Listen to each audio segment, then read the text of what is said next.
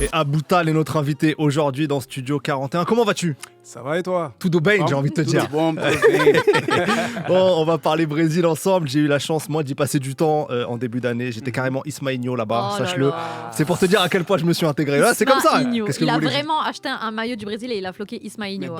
mais moi j'en ai un où il y a marqué Taligno. Bah voilà, qu'est-ce que vous voulez que je vous dise? Alors, on va se comprendre. Toi, le Brésil, c'est là que tu es allé puiser tes inspirations musicales pour ton nouvel album, Monsieur Saudade. J'ai lu un post Insta d'un des compositeurs du projet, Black Do, qui disait que cet album, c'était presque 5 ans de recherche musicale et d'expérimentation. Est-ce que tu peux nous expliquer un peu comment t'en es arrivé à ce virage artistique? Parce que pour le coup, c'est un peu un virage artistique. De fou malade. En fait, moi j'ai toujours été passionné de bossa nova depuis, on va dire, depuis que j'ai au moins 15-16 ans. C'est un style musical que j'ai découvert par hasard et je suis tombé amoureux, tout simplement, tu vois.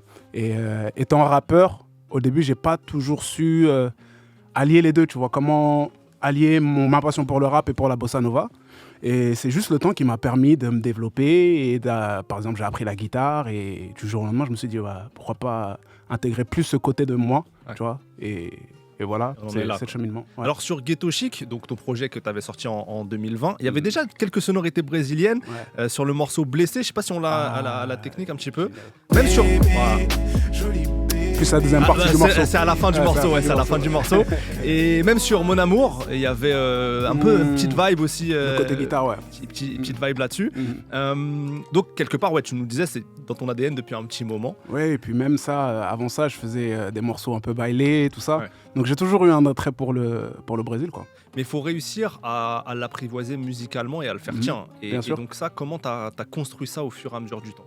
Avec le temps, tu vois. Déjà, la guitare, c'est vraiment quelque chose qui m'a aidé. Donc, en apprenant la guitare, ça m'a permis de composer des morceaux beaucoup plus rapidement et de faire un travail de renaissance, en fait, tu vois, de mon côté, pas forcément en studio. Donc, je suis chez moi, je compose, j'essaye des trucs.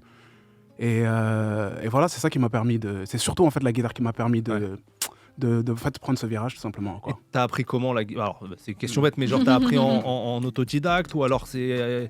Comment t'as géré ça? Je te dis la vérité, au début j'ai appris sans ambition en fait, tu vois, j'ai vraiment appris sans ambition comme quelqu'un qui peut jouer à la PlayStation le soir, tu vois. Moi, je voyais la guitare, je l'attrapais direct et voilà, je m'amusais en fait tout simplement.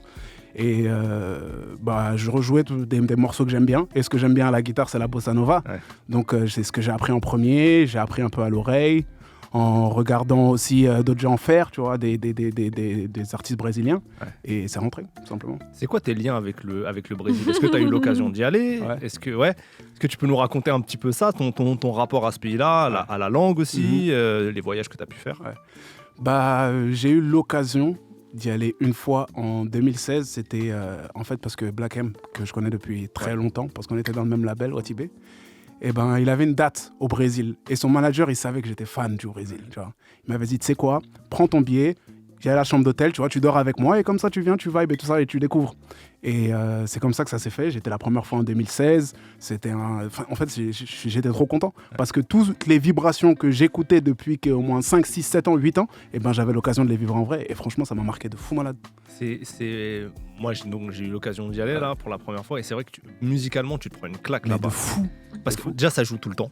Ça joue tout le temps partout. Et je sais pas si tu as ressenti ça, mais... c'est le cas aussi parfois dans certaines cultures africaines, mais il y a des morceaux qui sont toute génération en fait, où les jeunes vont s'ambiancer dessus, les plus âgés vont s'ambiancer dessus. Ça crée une ambiance qui est différente de ce qu'on peut connaître nous. Exactement, tu vois, dans les rondes de samba, et c'est incroyable parce que la musique, en fait, les morceaux même que j'écoute, en fait, c'est des morceaux qui sont vieux, mais qui sont repris tout le temps et qui ont une durée de vie incroyable parce que c'est de la musique qui est basée sur la communion et c'est ça qui est fort dans la musique brésilienne, c'est que ça se transmet en fait. Quand dans certains pays, tu vois, les musiques elles sont très attachées à une époque, là-bas c'est de la musique qui perdure et c'est ça qui est fort dans la musique brésilienne. Elena. Tout à l'heure, je voulais déjà poser une question sur ta guitare, mais je comprends que tu as appris tout seul. Par contre, sur l'intro, tu parles portugais. Comment t'es venue l'idée de aussi faire ce pont-là linguistiquement? Est-ce que c'était difficile? Comment ça s'est passé? En fait, ça s'est passé, c'est une belle histoire à raconter parce qu'en vrai, moi, je parle pas portugais, tu vois. Enfin, je peux comprendre un peu, tu vois, certains mots qui sont transparents et tout ça parce que j'écoute beaucoup au final de musique brésilienne. Mais du coup, j'ai dû faire appel à une chanteuse qui est avec moi, Juliard. Juliard, Juliard qui est avec moi sur le morceau. Je l'ai trouvé sur Internet. On s'est appelé. Elle vient de Sao Paulo, de la région de Sao Paulo. Et j'avais une idée de ce que je voulais dire. J'avais l'idée de la mélodie, mais je voulais être sûr que linguistiquement, je me trompe pas. Tu vois. Donc on l'a écrit un peu à deux. C'était une belle expérience et c'est toujours agréable de chanter en portugais hein, parce que c'est beaucoup plus facile qu'en français. Ouais. Au niveau de la prononciation, quand tu enregistres ce genre de titre, est-ce que tu as galéré ou pas? Non, franchement, j'ai pas galéré. En fait, bilingue. Non, pas bilingue du tout. Mais bon, voilà quoi.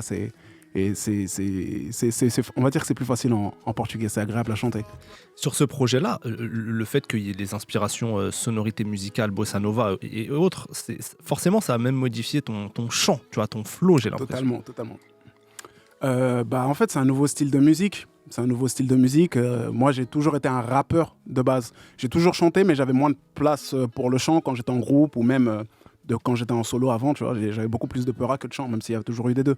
Du coup, là, c'était plus bossa nova, c'est plus guitare-voix. Donc, tu es obligé d'essayer de progresser dans certains domaines, dont le chant. J'ai pris des cours de chant, je me suis formé, je continue toujours. Mais voilà, quoi, c'était réellement une renaissance en 360, vraiment. Ouais. Et est-ce que tu as eu peur d'arriver avec cette DA-là, ou est-ce que tu t'es même pas posé de questions là-dessus? Bien sûr que, en fait, de un, je me suis pas posé de questions parce que je prenais du plaisir, mais tu t'exposes en fait, tu fais quelque chose de nouveau. J'ai toujours rappé depuis que j'ai 12 ans. Les gens ils m'ont toujours trouvé fort et j'avais peur qu'on me trouve pas fort dans ce que je fais de nouveau. C'est normal, en fait il faut arriver aussi avec un peu d'humilité, tu vois, parce que tu proposes quelque chose de nouveau, tu vois, tout simplement, et il y a toujours une part de est-ce que les gens ils vont aimer, est-ce que les gens ils vont valider, est-ce que les gens vont comprendre, est-ce que les gens ils vont pas se dire ah mais qu'est-ce qu'il fait avec sa guitare, pour qui se prend, tu vois. Donc il y a un peu de pression, mais je suis vraiment content parce que les gens le reçoivent et ils sentent que c'est une démarche naturelle et c'est une démarche qui vient du cœur, c'est pas une démarche opportuniste, quoi. Puis tu peux pas faker sur un album entier comme ça. Exactement, tu vois. Au pire sur un son, tu vois, genre on peut dire il veut quoi, mais là non, c'est pas possible. Je suis content que les gens le ressentent comme ça, alors c'est vraiment l'objectif. Et est-ce que tu te rappelles des premières fois que tu as découvert la bossa nova, ce que tu as ressenti? Bien sûr, je m'en souviendrai toujours. La première fois que j'en ai entendu, j'avais 12 ans, 13 ans, j'étais à un événement. C'était à bar mitzvah d'un gars avec qui était dans ma classe. Et tu connais, c'est un peu de la musique de cocktail et tout ça, tu vois. Donc il y avait un espèce d'endroit où il y avait tout ça. Et il y avait The Girl from Ipanema de Astrid Gilberto. Et je m'en souviens de la première fois que je l'ai entendu, j'étais comme un fou. J'ai dit, mais c'est quoi, c'est une dinguerie. Et ça m'a réellement, c'est rentré dans mon cœur à l'instant. Et j'ai mis du temps avant de retrouver cette chanson parce qu'à l'époque, il n'y avait pas Shazam et tout ça. Et du coup, quand je suis retombé dessus, on va dire quand j'étais au lycée, 16 ans, comme ça, et je me suis souvenu que je l'avais entendu. Et après, c'est là où je suis tombé en fait dans la bossa nova. J'ai écouté tout l'album d'Astrid Gilberto. J'ai écouté tous les artistes avec qui elle avait collaboré. Et c'est là que l'histoire d'amour elle a commencé. Et depuis ce jour-là, j'ai jamais cessé d'écouter de la bossa nova tous les jours. En fait, c'est une musique qui est trop addictive. Ouais. C'est une musique qui, quand t'es dedans, en fait, tu peux plus jamais en ressortir. Je suis d'accord. Je suis d'accord avec ça. On parle du Brésil. Et au Brésil, on parle tout le temps de foot. Ouais, d'accord. Et même, tu as parlé de Talinho, tout ça, donc je suis obligé de te poser la question. Et bien sûr, toi et moi, on a la même réponse. Toi et moi, on a la même réponse. CR9 ? Bien sûr. Voilà. Donc la question, c'était quel est son joueur préféré ? Voilà. CR9, ça me va. C'est simple que ça. Alors, Saudade, c'est un concept très brésilien quand même. C'est un mélange de nostalgie, de manque et de désir de retrouver le bonheur, une forme de bonheur. Tu as une très belle phrase d'ailleurs dans le projet, je trouve, qui résume bien ça. Tu chantes, tu dis « L'avenir est déjà parti, le passé ne reviendra pas ». C'est ça. Pourquoi ce titre ? Parce que déjà, en fait, si tu veux résumer le Brésil un peu en un mot, c'est Saudade, tu vois. Parce que c'est un pays, tu vois, où il y a une extrême joie de vivre. C'est un pays de contraste, tu vois. C'est un pays d'extrême joie de vivre, un pays d'extrême pauvreté, un pays d'amour, un pays de violence. Et je trouve que c'est un mot qui résume super bien le Brésil. Et moi, je suis un nostalgique, tu vois, dans ma vie de tous les jours. J'aime bien, je suis quelqu'un, c'est comme ça, tu vois, ça s'explique pas. Je suis un nostalgique, je pense tout le temps au passé. Et je trouvais que ça collait bien, en fait. c'est parfait pour décrire ce que je fais en fait. Et en même temps, j'ai eu le ressentiment qu'au Brésil, ils étaient vachement dans l'instant présent tout le temps, du coup. Ouais, c'est avec vrai. ça, c'est de profiter. C'est vrai, tout le temps. C'est vrai que c'est un pays de la joie en fait, tout simplement. Dans le morceau, Monsieur Sodade, tu dis toute ma vie, j'ai voulu plus que ce que j'avais. Est-ce que tu es en paix avec ça maintenant? Généralement, quand on avance dans l'âge, on gère, tu vois, ces questions-là. Est-ce que toi, t'as fait t'as abouti cette réflexion-là?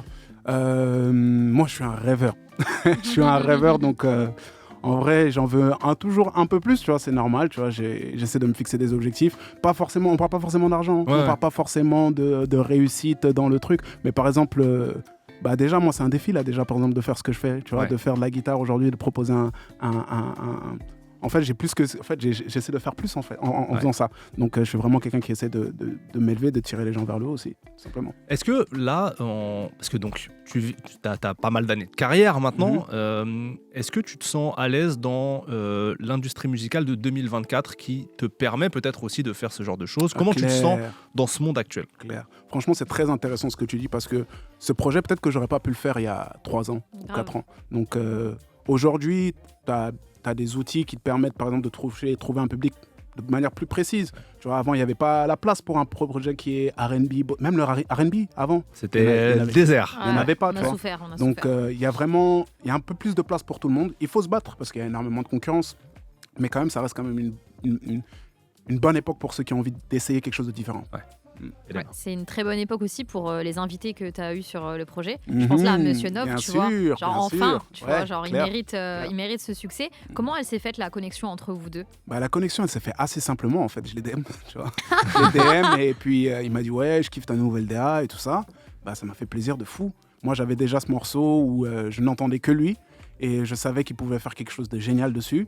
Et j'ai eu la chance qu'ils disent oui et qu'il soit disponible à ce moment-là. Vraiment, j'étais vraiment honoré parce que c'est un artiste que je connais déjà depuis super longtemps. Oh. Et c'est un Kemé dont je respecte le hustle, mais de fou malade. Ça fait combien de temps? Ça fait 20 ans. Ça fait 20 ans. Ça fait 20 ans. C'est en fait une telle patience, une telle détermination. Et de le voir aujourd'hui réussir, c'est incroyable. On met un petit extrait. Let's go. Tu me fais rêver, en effet. Tu m'as aimé. Tout le monde a besoin de real love, real love. Tout le monde a besoin de real love. Alors moi j'aime bien aussi fouiller dans les crédits, tu vois, dans tous tes titres. Donc on voit quand même qu'il y a une certaine équipe de travail qui s'est mise en place autour de toi, tu vois. Donc déjà bravo parce que tu as réussi à tous les convaincre de te suivre dans ton délire. Et il y a le son Dernier train pour Marseille.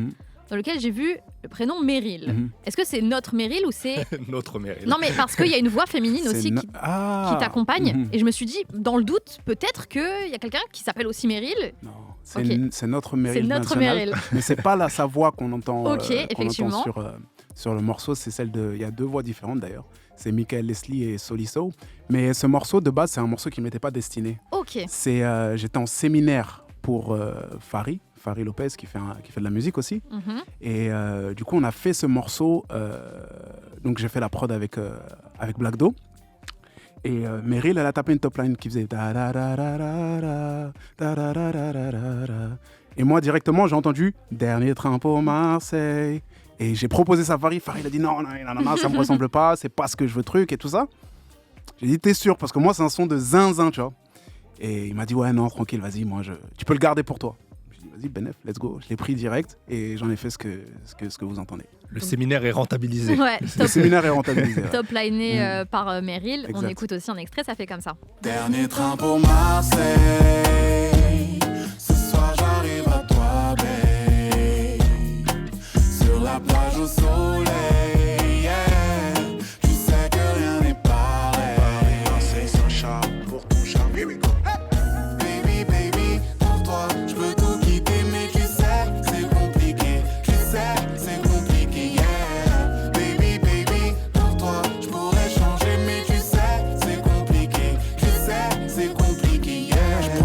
Pour te voir, je l'aurais pas fait pour n'importe qui, parce que mon temps c'est du cash. Mais ce body est hors de prix. cocktail au bord de la plage. Ouais, tu mérites ce genre de vie. Je resterai jusqu'à la fin du mois d'août si j'écoutais ce que mon corazon me dit. Je veux voir la mer et le blue sky et ton plus joli paysage. Si tu comprends pas le message, je parle de ce que j'ai vu en message. Sentiment fort, la vie sans effort. Oui, j'en veux encore et monter à bord du... Aboutal, je le disais, tu as vécu pas mal de choses déjà dans ce milieu, dans cette carrière artistique. Qu'est-ce que tu considères à la fois comme ta plus grande réussite et peut-être ton plus gros échec ou tu vois, on met ce qu'on veut derrière ou déception voilà, dans ta carrière jusqu'à présent ou regret, hein, tu vois. Tu veux que je te dise là, franchement, je te parle vraiment sincèrement. On est entre nous là. Vraiment, j'ai pas vraiment de regrets. Franchement, sans mentir, tu vois. C'est vraiment, beau. J'ai pas de regrets. Je suis très content de ce que je fais aujourd'hui, réellement. Je suis très content de pouvoir proposer aujourd'hui un album, tu vois, de bossa nova, slash R&B, slash peura.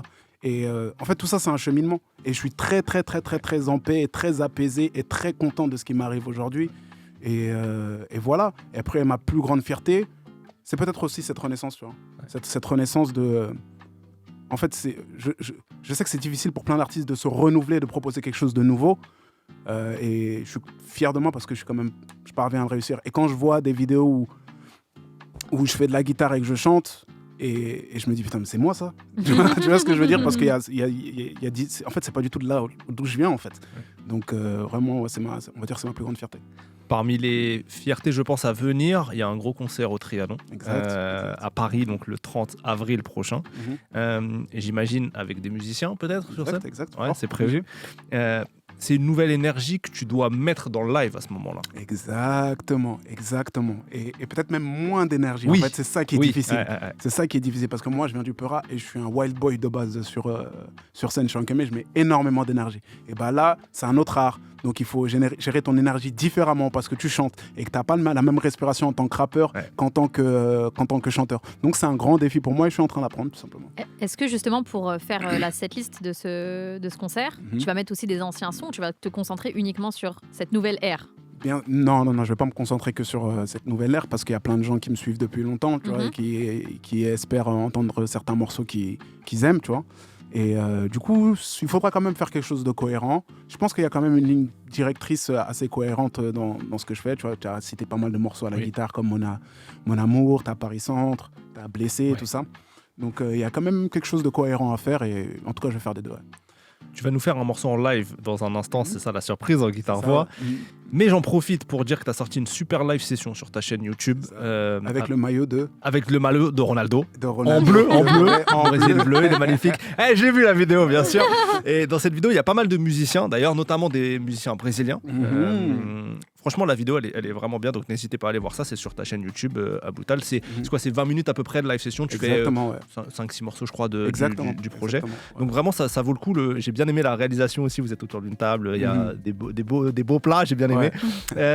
En attendant, donc, le live va être ici dans le studio en direct. Tu as choisi le morceau Réalise. C'est ça, on va te laisser t'installer, mais pendant ce temps, on va écouter un des featuring du projet avec Opinar, qui lui aussi navigue dans la bossa nova. Comment vous vous êtes connectés? On s'est connecté par Black Do. Black Do, qui est un compositeur avec lequel je travaille et qui avait travaillé une fois pour Opinar. Et du coup, il lui a parlé de moi. Il lui a dit, ouais, mais vas-y, il y a mon gars Tal aussi. Il est passionné de bossa nova. On a un morceau qui est comme ça. Vas-y, il lui a fait écouter des exclus, tout simplement, de morceaux brésiliens, enfin d'inspiration brésilienne.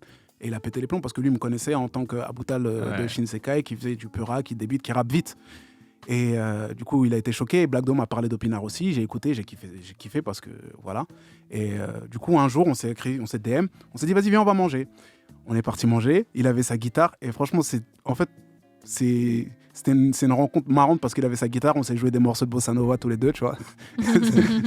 ça a l'air un peu, tu vois, cliché, tu vois, mais. Et du coup, c'était un coup de foudre artistique et amical, tout simplement. Et on s'était dit, on va se faire un morceau tôt ou tard. Et un an après, on a fait un morceau.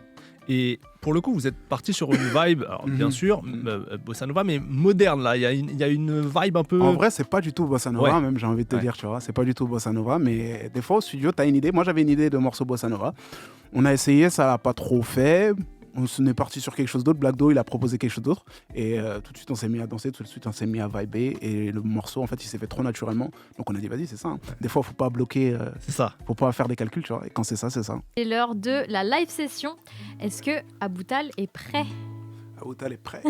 Vous entendez déjà la guitare. Oui, c'est le morceau Réalise. Franchement, merci pour la prise de risque, entre guillemets, de venir avec la guitare et tout, c'est cool. Donc, t'es chaud.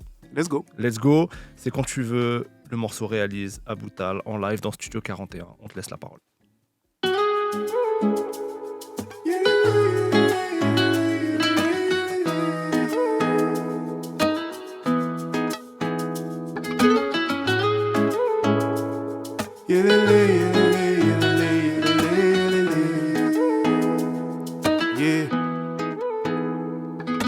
Je te connais au moins depuis l'époque de la fac. 15, 9, 15, j'ai pas zappé la date. Ensemble on a connu le beau temps et l'orage. Puis j'ai vu le côté noir de ton joli visage. Et peut-être que tu voudrais que je paye à la place de ton papa pour tes traumas. J'avoue ça m'a pris du temps avant que je capte que j'ai pas envie de faire ce job. Car plus je te regarde, plus je réalise que ce que je vois, oui c'est une femme que j'idéalise. Un corps et une âme brisés par la life. Et quoi que je dise, et quoi que j'y fasse, je sais que je ne te sauverai pas. Désolé, je ne te sauverai pas. Mais tu sais, tout comme moi, que ce ne sera plus jamais comme avant, comme avant, comme avant. Oui, que tu perds ton temps avec une histoire partie dans le vent, dans le vent, dans le vent. Bébé, la distance qui nous écarte, c'est la distance entre parole et acte. On est parti si loin, on s'est parlé si mal. Tu sais bien qu'on s'en sortira jamais intact maintenant. Et je connais la douleur qui se cache en toi. J'ai beau te relever mais j'en porterai jamais le poids. J'ai essayé mais tu ne me laisses pas trop le choix.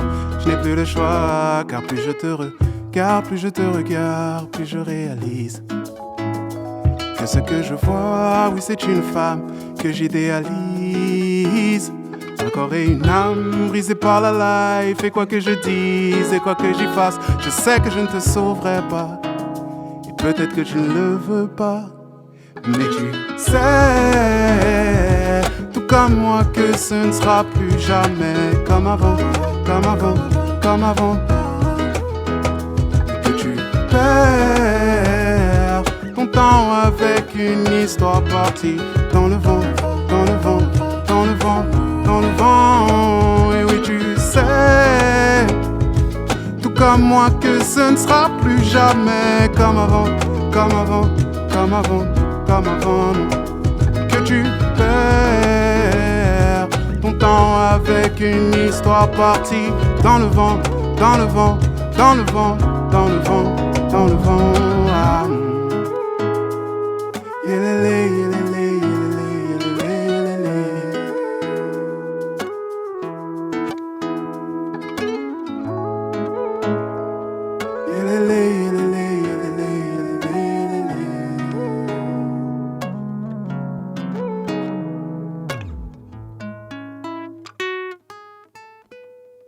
Je peux écouter ça des heures. C'était Aboutal pour le morceau Réalise en live dans Studio 41. Merci beaucoup. Hein. C'était incroyable. Merci, un extrait de ton nouvel album, Monsieur Sodade. Et il est l'heure de l'interview playlist. Ça faisait longtemps qu'on n'avait pas fait ça. On va un peu creuser tes goûts musicaux, même si on a quelques pistes. Okay. Le morceau que tu aurais le plus écouté dans ta vie? À cause des morceaux. Elis Regina, Tom Jobim. Les autres de Mars. Ouais. Magnifique. Est-ce qu'il y a un artiste que tu admires énormément? Si oui, lequel? Énormément Kanye West, par exemple. Pour ne citer que lui. Kanye West, Pharrell Williams. Il y en a énormément. Il y en a énormément. Des gens aussi qui sont décédés. Tu vois, Michael Jackson, Serge Gainsbourg. Il y en a énormément. L'album qui t'a peut-être le plus traumatisé quand tu l'as écouté pour la première fois? Il y en a beaucoup, mais pour citer un aussi qui a été un tournant pour moi, c'est Fly or Die de Nerd. Fly or Die de Nerd, parce que c'est, moi, comme je viens du Peura, Pharrell il vient du Peura, il a réussi à proposer quelque chose d'autre.